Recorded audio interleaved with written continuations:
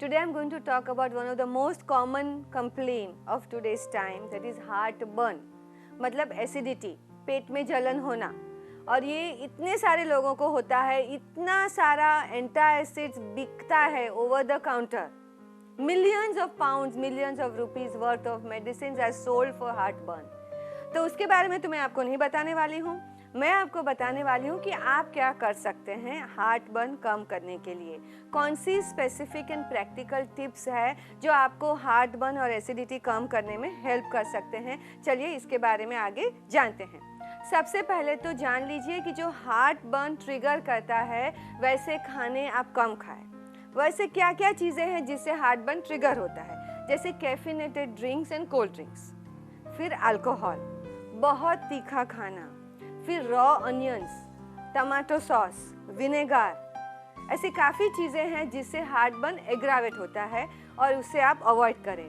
किसी किसी लोगों को ऐसे भी होता है कि साइट्रस फ्रूट से और साइट्रस फ्रूट जूस से भी एसिडिटी बढ़ जाती है, हार्टबर्न बढ़ जाता है। तो आप अपने आप ही नोट करें कि किन चीज़ों से आपकी एसिडिटी बढ़ती है और उसे अवॉइड करें। फिर एकदम से टाइट कपड़े नहीं पहने। ऐसे देखा जाता है कि बहुत टाइट बेल्ट बांधने से, गार्टर्स पहनने से भी एसिडिटी बढ़ जाती है। रात को देर से मत खाएं, क्योंकि जब आप रात को देर से खाते हैं और जब डाइजेशन एकदम स्लो डाउन हो चुका है तो आपको एसिडिटी, बर्निंग और हार्टबर्न बढ़ेगा।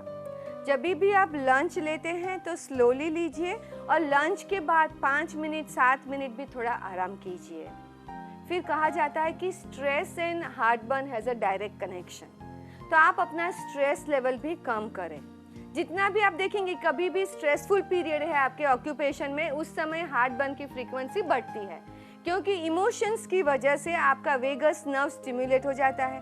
वेगस नर्व स्टिमुलेट होता है तो एसिड सिक्रेशन बढ़ता है और आपको हार्टबर्न भी बढ़ेगा। फिर एक प्रैक्टिकल सोल्यूशन ये भी है कि अगर रात को आपको हार्टबर्न ज़्यादा होता है तो आपका head end of the bed है उसको थोड़ा सा ऊंचा कर दीजिए, अबाउट 4 to 6 इंचेस। वहाँ पे आप वुडन छोटा सा प्लैंक रख दीजिए ताकि वो थोड़ा ऊपर हो जाए। तो जो एसिड रिफ्लक्स होता है इसोफेगस के नीचे जो एक वाल्व है वो लूज हो जाने से वो कम हो जाएगा और आपको एसिड रिफ्लक्स कम होने के बाद हार्टबर्न भी कम हो सकता है। कोई लोग इतनी एक्सरसाइज करते हैं और इस तरह की एक्सरसाइज करते हैं स्टमक की कि जिसकी वजह से आपको हार्टबर्न बढ़ सकता है।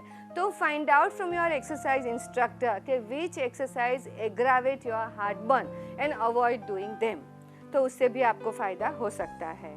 फिर आप एंटासिड्स भी ले सकते हैं, मगर ओवर द काउंटर एंटासिड आप लेंगे तो उस समय तक हार्टबर्न कम होगा, मगर वो परमानेंट सॉल्यूशन नहीं है। परमानेंट सॉल्यूशन के लिए तो आपको lifestyle changes, food changes, stress management changes, ये सब करना ही होगा।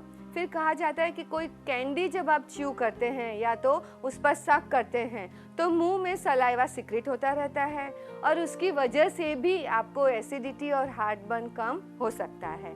तो ये थोड़ी सी प्रैक्टिकल टिप्स मैंने आपको दी है आपका हार्टबर्न कम करने के लिए।